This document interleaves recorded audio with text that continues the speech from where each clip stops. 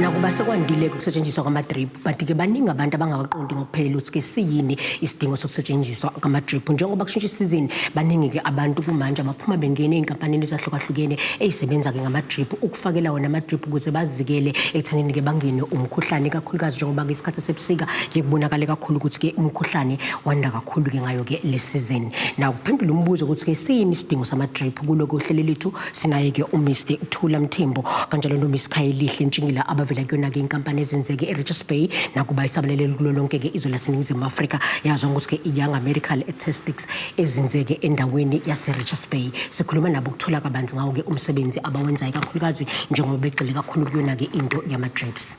Angikubingelele mbukeli igama uSimangele kanti isibongo sami ngwakachirwa ubukela uhlelo i-Catering User Talk. Asit encourage ke mbukeli do engage with us sebenzisa ke inkundla zethu zokuxhumana kuba ingxenye yaloko nje lolu hlelo sithulela lona osukwini namhlanje ku Facebook isuyena u-Catering User Talk kanti na ku-X phinde futhi buyena u-Catering User Talk uvula khombukeli lubalekile kakhulu kuluhlelo lethu kungakho sikugqugquzela ukuthi ke usebenzise inkundla zethu zokuxhumana ukudlulisa ke nje umbuzo ongaba nawo kuzona ke ihambeli zethu zikhona ke kulo uhlelo lakho lingayizovele i-Catering User Talk. Mr Mthembu kanjalo noMs Ntshingila asinibingelele sinamukele ku-Catering User Talk into kuzonkulu ukuthi benani sanibingelela kakhulu babukele emakhaya sanibingelela nanda ekhaya. Mhlambe ngaphambi kokuba siqhubekele phambili I'll direct this question to you Mr Mthembu ukubheka ukuthi yini into ekwenze wabona isidingo sokuthi usungule lolu hlobo lenkampani. Into eyangenza ngacabanga ukuthi mhlambe sivule inkampani yona le esibiza ngayo le iYoung Medical Statistics. Umuntu wayebuka ukuthi lenda ayitholakala eRichards Bay. Umuntu mayifuna uzahambe koBhalithi nakoMhlanga nakoMaritzburg. Then ngabuka ukuthi no let masingayizama la eRichards Bay mhlamba abantu bala eRichards Bay bengayithokozela. Then sahlala phansi ke nodokotela engisebenzisana naye sabonisana and then sasesiyivula inkampani masivula abantu bakhombisa intshekeselo enkulu ukuthanda ukuzofaka ama-drip because ama-drip ethu is not about ukuthi sifuna ubuhle kuphela but maningi ama-service esiwenzakho.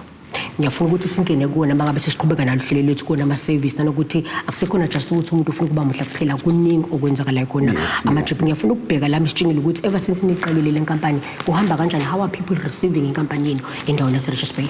Oh bayimukela kahle kakhulu ngoba vele abantu bebeyazi ama-services anje. It's just that abekude so manje ngoba seseduzana kunabo bayeza nje bayithakasela kakhulu. Ngicabanga ukuthi uzovumelana nami Mr Mthembu ukuthi into yama-drip into ebikade ingajwayelekile phambilini but sisabalele njengamanje ibaluleke kangakanani? Ngiyavumelana nawe kakhulu sisi. Abalulekile ama-drip. Angazi ngizothi kubaleka kangakanani but kubaleka kakhulu yilokho engakugcizelela ngesizathu sokuthi abanye abantu angithi badla i-treatment othola i-treatment emzimbeni igcina isiyakhela ukungcola nakhona nje emzimbeni but isinawo ama-drip akwazi ukuthi umuthi uyifakile i-detox ekhiphe konke lokho okungcola lokho emzimbeni. Yes. Mhlawumbe abantu abasuke be-chronic kunema-medication esile abayidlayo osichazele kabanzi ngalokho Msitshingile. Okay, kuye kuba khona i-drip ekuthiwa i-detox iyona esiyisebenzisayo ukudetoxa ukungcola ongaphakathi umuntu ngabe i-acid amaphilisi anqabelanayo because uma uphuza amaphilisi e-chronic iphilisi la njalo lelo nalo ligcina likhanda ukungcola ngaphakathi so nalo kubalulekile ukuthi ulikhiphe because medication yakhe ikwazi ukusebenza kahle so kuye kube i-detox leyo. Yiziphi izinto eneyibone kakhulu ukuthi mhlawumbe ziba nemthelela in terms of skin kumuntu mhlawumbe usuke e-chronic kukhona medication ayidlayo kuye kube namuphi mhlawumbe imthelela la i-drip emlekelela khona kakhulu mhlawumbe uthola ukuthi iskin sakhe sesingcola liba ney'nduna njalo njalo yiziphi izinto eneniqaphele kakhulu kumuntu osuke mhlawumbe esebenzisa medication but esuke sefika kunina esizofuna usizo lokuthi mfakeni i-drip? Oh okay. Iziningi izinto ezenza iskin ukuthi si break out ngisho njalo noma ngithi siphume induna kuyaba ukushintsha kokuhlala kuyaba ukushintsha kweweather kuyaba ukudla okudlayo phinde kube yiyo futhi medication. Uma umuntu ethatha i-medication let's say u-chronic ngoba sikhuluma ngawo omunye umuntu uyaye isikhumba sakhe sibe dry sibe dehydrated so bese lokho simlekelela nge-skin health and glow. Ikhona ke skin health and glow iyabuyisa ukuthi isikhumba sakho sibe hydrated bese ubuyelwa yileyo glow leyo. Yes. Baqonda kangakanani abantu lokho ikakhulukazi uyayibona ukuthi kuyegcwala abantu abasha sesifikile esigabeni sokuthi mhlawumbe nabantu abadala because uqaphela ukuthi bona kakhulu aba-chronic abasuke bene-medication abayidlayo? No, bagcwala kakhulu nabantu abadala. Okay. Yes, bagcwala kakhulu because ingane zabo noma besifundisile njengoba sizingane zabo baya banethemba lokuthi itho kumele siqhamuke nolwazi olungcono ukubona emakhasi batshela no mama yenza lokho no baba yenza lokho umkhulu yenza lokho and ba understand ngoba thina bayasazi ukuthi bakwazile ukuthi besibeke ukuthi sifike esigabeni sokuthi sikwazi ukufunda kahle izinto kangcono so bayagcwala ngempela abazali sike sibibone ingane uthola ukuthi ilethe umawayi njalo inyanga nenyanga benomkhulu ithi no ngicela ba detox ngafake nenye immune booster noma nelibido because ine understanding engane ukuthi inde eyenzakala lakho kubazali bayo. Ngiyafuna ukuthi usebenzise leli thuba Mthembu ukukhuluma nombukeli obukela uhlelo lwethu ozwa for the very first time ukuthi there is inkampani efana njengeyini endiyenza lo msebenzi eniwenzayo mhlawumbe udla amaphilisi athile ubengazi ukuthi angakwazi ukulekelela ngalendlela ungathi kubaleke kangakanani ukuthi ayixhumanise nenkampani efana njengeyakho. Ngingathi mina kubaluleke kakhulu sisi kubaluleke kakhulu angifuna ukukhohlisa kubaluleke kakhulu because lapha neYoung Medical asicini ngokuthi umuntu yathi ngifuna i-drip mase siyamfaka but siyamfundisa umuntu ngawo wonke ama services esinawo special ngalokho sokuze ngakho mase siyaqala sikufundisa ukuthi okay njengoba ufuna lokhu u1 no 2 no 3 ukuze ube right then umuntu alandeleke lokho esiwumgomo esisimnika yona asivele nje umuntu mayefika athi ngifuna i-detox simfa i-detox siyambuza ukuthi indaba yini ekwenza ukuthi ufuna ukufaka i-detox mase achaza umuntu no nginenkinga mangiqeda ukuphuza udrink amehla amabamnyama then mase uyamthola umuntu uthi okay une-acid eningi emzimbeni. Okay. Yes. Noma umuntu ene-acid eningi uyakwazi usalekeleleke. Sichazele kabanzi ngalokho mesishingile ukuthi ulekeleleka kanjani. Okay, i-detox drip iyona futhi engenayo lapho iyasiza ukuthi flush i-acid eningi uma unayo emzimbeni. Maningi ke imithelela ye-detox drip iphinde futhi inciphise nama-ulcer uma unayo iphinde futhi yehlise kanye ne-joint pain uma umuntu ojwayele ukuthi uhlushwa amathambo uze sekubuhlungu ukuhamba iyalubricate ama-joints ukuze kube lula for you ukuthi ukwazi ukumova. And lokho nikhuthaza kuwo wonke umuntu ukuthi mhlambe there's a specific age whereby sengukuthi umusula asibesakwazi ukulekelela mhlambe si-accommodate abantu abangaka kuphela. Kusuka kuminyaka 18 ngiyaphezulu. Okay, all right. Ngiyafuna ukuthi masibuye ukuthengisa market singene sigcile kuma services eni. Asithengiseke mbukele catering yisokho mangabe sibuya singena kuso kwesigaba sesibili saloko nje uhlelo lakho catering yisokho ibukelayo.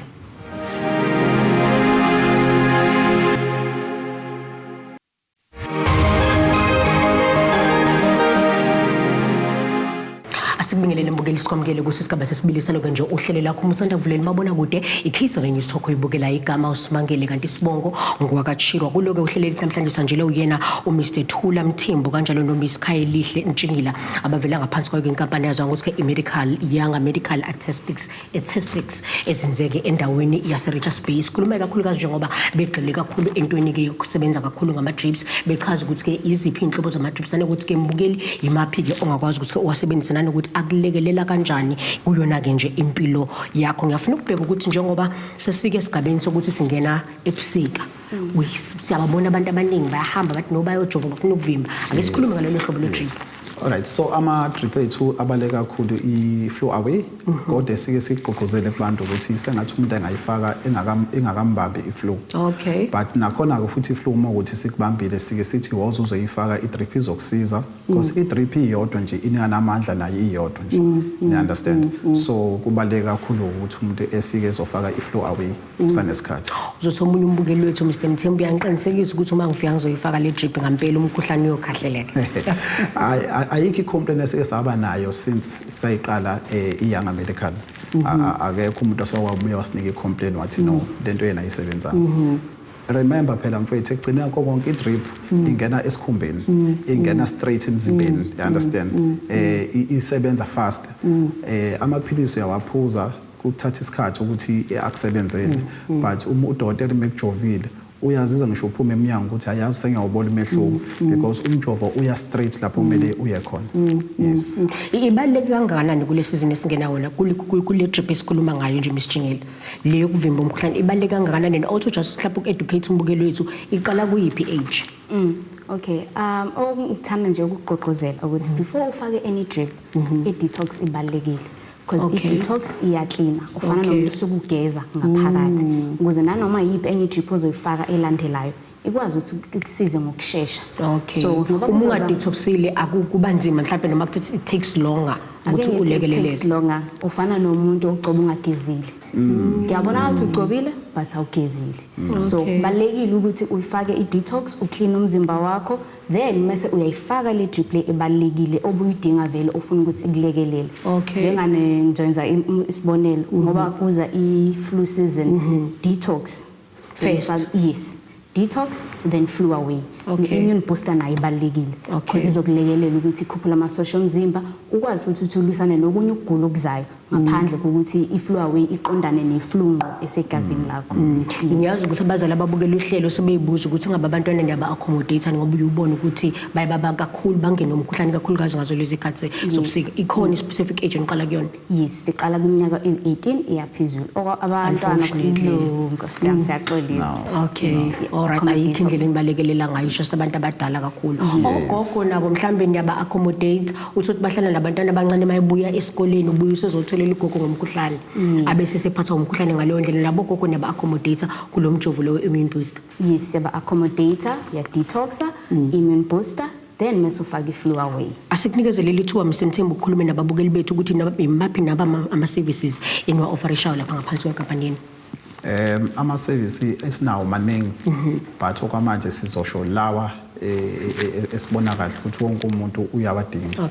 Sine detox, detox le usisi ukhaye oseyichazile, sine immune booster, sinane claw drip, sinane Kojic, sinane weight loss. Maningi ama-drip esinawo. Mangawabala mhlawumbe nje ngahamba isikhathi but maningi ama-services esiwenza kho lapha ne-Young Medical. Okay, ngicabanga ukuthi I'll bring you in la Miss Chingile kakhulukazi ngoba uwesifazane but nabantu besilisa bayakwenza lokho. Can we also give you an opportunity Mthembu just to speak about that kubantu besilisa abagcina besilele ngaphandle ukubheka ikakhulukazi ku-skin health and glow drip. I think ngiyakubona ukuthi you are glowing. I can see ukuthi uvela kiphi inkampani. Imlekelela kiphi umuntu into ye-glow ukuthi afake le drip lolu hlobo le drip? Oh, okay. I-glow ilekelela ngokuhydrate isikhumba sakho, iyakumoisturizer, ubuyelwe ileyo skin health and glow yakho obukade like isikhumba sakho made sesidala, iphinde futhi yenze isikhumba sakho sibe even, isuse kanye namabala futhi. Is it something that you have to do on monthly basis or it's something that you can do once in a year? Inteni ukuthaza ukuthi umuntu akayenze kangaka mhlambe ukuze azogcina sebona imphumela efana njengale yakho namhlanje? Oh, okay. Enye into ke bengathanda ukugqugquzela awukwazi ukuyifaka kawodwa i-drip then mase ucabanga ukuthi the whole year uzobuglow. Kufanele uyi-maintain, ifana ne-maintenance. Yes, so uyayifaka once a month, uyayifaka twice a month. Akudluleli kodwa twice a month. Uyakwazi ukuyifaka futhi monthly ulokhu ulandelela until uzuglow ngendlela ofuna ngakhona. Into yeqaphileke mangabe umuntu efika endaweni yakho Mr Mthembu ukuthi abantu besilisa bagcwele nokuyinto ebingajwayelekile. Talk to abantu besilisa imaphi labaluleke kangaka nama-drip and also sidobela isithombe ukuthi imaphi lama-drip abafike bawenze mangabe sikubeze lapha abantu besilisa. Hey, bazawangifaka enkingeni. Ubuhle sesiba abantu besifazane kuphela even nabantu besilisa nabo. Abantu besilisa, yes. Phela abantu besilisa uma ubatshena ukuthi wozofaka i-drip laphana uzoglow vele athi hey ungangiqalisa indaba zama-glow but ke babukele emakhaya. Abantu besilisa mabefika lapha bayathanda ukufaka i-detox, befake ne-libido. Nayo ke immune booster bayake beyicele kakhulu bethi iyabasiza. So i-libido, i-detox ne-immune booster abantu besilisa abajwayele ukufika bethi bazofaka yona. I-muscle and sport recovery drip ilekelela kephi yona? And I believe ukuthi nabo mhlambe bayilandela kakhulu kanjengoba sibona ukuthi into yokujima nakubo sekuyinto ephambili kakhulu ukubona. Okay, ilekelela kakhulu ama-athletics, ilekelela ama-bodybuilders, umuntu ohlezi esejimini, iyalekelela ngokuthi ugain muscle, uphinde futhi boost energy ukuthi ukwazi ukuthi uye ejimini, stamina, ukuthi ukwazi ukuthi uhlale strong nje. Yes, uhlale strong. Kukhona umbukeli oyizwa for the first time indaba ye-libido drip Mr Mthembu. Awunazi ukuthi mhlambe simcathulise umbukeli ukuthi i-libido drip yindaba masisikhuluma nge-libido masokhomba mina because umshingile usephi Alright, ilibido isiza kakhulu kumuntu wesilisa nomuntu wesifazane. Okay. Siyathanda ukuthi ababukele emakhaya Yeah. they understand ukuthi ilibido akusiyo umuntu wesilisa kuphela. Okay. But nomuntu wesifazane uyayidinga. Kunomuntu wesifazane ongasazizwe ethanda ukuthi engaba senjabuleni empedeni nomuntu wesilisa noma umkhwena wakhe Okay. noma ifiance yakhe. But uthola ukuthi uzothi nje akathandi. So umuntu upartner wakhe ngaze ayitshela khona okwenza kanti cha akukho okwenzako. Isystem yakho emzimbeni iyona nje iyona ayisathanda sisikahle ukuthi ungalokho uzwa ukuthi nijabulise nopartner wakho. So ilibido ke ifike ikhiphe lokho okungcola iyenze nemizwa yakho ioperate ngendlela okuyiyona yona. Isikhathi ngamanye amazwi ubuyisa umdlandla kumuntu. Ibuyisa umdlandla kumuntu wesilisa nomuntu wesifazane. So ababukeli ngiyacela ukuthi bebe aware ukuthi akusiyo umuntu wesilisa. Abaningi bake bafika lapha neYanga bebona uTshatha efaka ilibido and wonke umuntu sifuna kade ifaka uTshatha ilibido and kuza abantu besilisa kakhulu and ngiyabatshela ukuthi no khaye ngicela nibafundise ukuthi akusiya abantu besilisa kuphela angabe ngoba desifaka uTshatha babone kuTshatha lapha simfaka then abantu masebethi bona hayi no sifuna le suthi abantu besilisa kuphela no nabantu besifazane because kunabantu besifazane ngempela abangasathanda ukulala uthola ukuthi nje umuntu uyambuza ukuthi indaba ungathanda ukulala athi nje angazi imizwa yami kanti abanalo ulwazi ukuthi lezi zinto lezi abazenza kuzo prevent uthola ukuthi komunye igcina sekhatha ngisho imizwa yakhe straight yabo uthola ukuthi akasazizwe nje ethanda sengathi engavashela ubaba wasekhaya ngenxa yani lezi zinto abayifaka for prevent. Ngicabanga ukuthi umsebenzi obalekile kakhulu enwenza ngaphansi kwa inkampani mangabe sibuye ukuthengisa market ngifuna ukuthi sibheke kakhulu misitshingela iweight loss strip ikakhulukazi abantu besifazane bayifuna kakhulu asingiseke mbuyele catering isoko mangabe sibuye singena kuso isigaba sokugcina saloko nje uhlele lakho i-catering isoko oyibukelayo.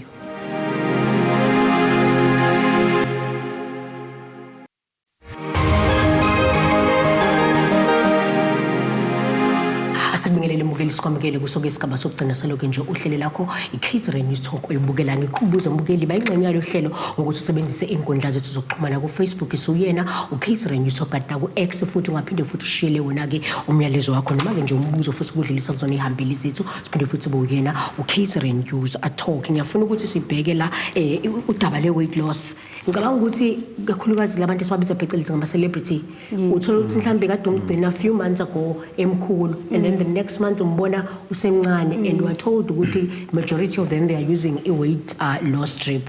Talk to us about that. Okay, i-weight loss strip yona ke isiza ngokuhlasela amafutha emzimbeni i-attack amafutha yonke indawo. Sineyinhlobo ezimbili esisebenzisayo surgery yethu yokulekelela ukuthi ushisa amafutha sinemjovo bezokuthiwa i-lipo injection bese siba ne-weight loss strip. I-weight loss strip ke yona isiza ngokuthi wehlise 2 kilograms per session. Yes. So kubalekile ukuthi ube nama sessions awu2 enyangeni after 2 weeks uyifakile then shuthi uzofaka 2 enyangeni ukuthi usuluze 4 kilograms. Yes.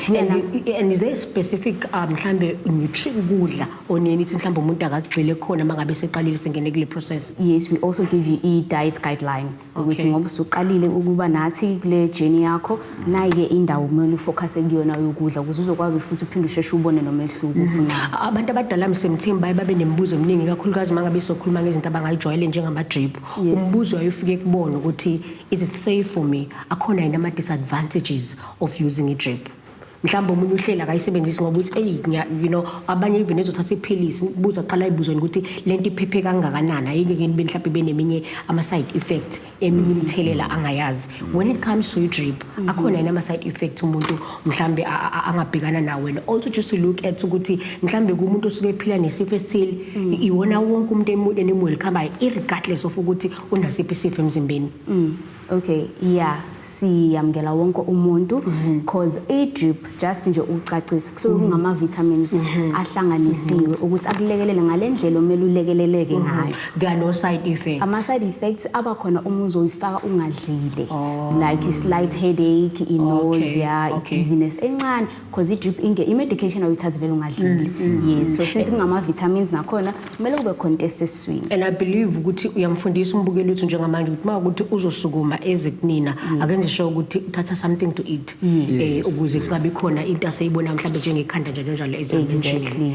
yes kungakho ngizocela ukungenelela kungakho sesigcine lapha senza sure ukuthi umuntu mayefika semnenga ama fruit okay omunye umuntu uthi angikwazi ukudla ekseni but siyazi mayefika kithi uzowathola ama fruit before simfaka idrip. Okay. Ngicabanga ukuthi into enhluke ngayo leyo. Nesizathu ukuthi nithi nombukela kaphume ngempela qinisekisa ukuthi uyeza kunini. Kubabukeli bethu la Mr Mthemba abanye mhlambe baseyindaweni esemaphandleni you are talking about libido drip. Ngicabanga ukuthi balekile kakhulukazi nakuba abantu abama couples like you were saying even if people abangasona ama couples. Mhlambe bazinze indaweni esemaphandleni abanye bathi saze safisa ukuthi mhlambe singayibiza le nkampani mhlambe siyihlanganise sikwazi ukuthi sithole lo mjovo sikwazi ukulekeleleka mhlawumbe ngoba impilo yabo yasekamelweni ayisekho kahle into efana njengaleyo nakwazi ukuthi ni accommodate mhlawumbe ukuthi abantu bayifome into group basendaweni ethile nikwazi ukuthi nize kubone nizobanikeza iservice yenu.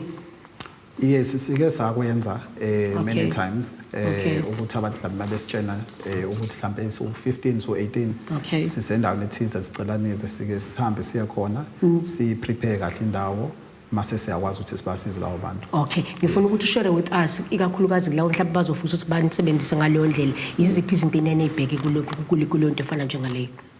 Ikuphi nenibheke you've got a specific number ukuthi mhlambe yibani bangaka iziphi izinto enenibheke ukuze nikwazi ukusuka phansi ema office enu nihambe nekulo ndawo. Esike siqikelele ukuthi abantu abangasifonele bebabili bebathathu but once bathi bawu10 upward then siyazama ukuthi sibavashe labo bantu. Nisabalala kangakanani because we know ukuthi you are based in Richards Bay but ababukeli bethu bakhona kulo lonke izwe laseNingizimu Afrika nisabalala kangakanani? Ngikhuluma nawe nje last week besambile siye eThekwini after sibuye ku Cause FM kwaba nabantu abathathe inamba zethu base bayasifonela basho ukuthi base eThekwini besihlangane nabo ngase workshop basitholela nendawo safika sabasiza laphana sithola abantu close to 40 so siyakwazi ukusuka asimind ukuza lapho khona but asike siqale sithole isibalo sabantu uqala then singahamba sifike lapho okhona but ko Eastern Cape akulula ukuthi siye khona nako Cape Town nako Johannesburg but nje uma ukhona la eduzane nase Richards Bay nako Durban siyakwazi ukufinyelela khona. Kumbukeli wethu mhlawumbe besayibukela ukuthi indaba yama drip osezule namhlanje ukuthi kanti isebenza umsebenzi omngaka ikakhulukazi ngicabanga ukuthi ngihlaba umxhele kakhulu ukuthi even nabantu abadla amaphilisi agcine sebangcolisa emzimbeni ninayo idrip eqondene nokuthi clean igazi ukwazi ukuthi into yakhe isebenze konke ngendlela okuyona yona. Kumbukeli obekade ibekela ukuthi indaba yama drip ungathi kungani kufanele enze isiqiniseko sokuthi uyasukuma uyeza kule nkampani azothola usizo leni. Akusazwanga sisi why umbukeli ufanele enze isiqiniseko sokuthi uyasukuma uzothola ama services eni ikakhulukazi kuloyo obekade ubukela ukuthi indaba yama drip nalo obekade ngaqondi ukuthi kunama drip kanti alekelela ngalendlela.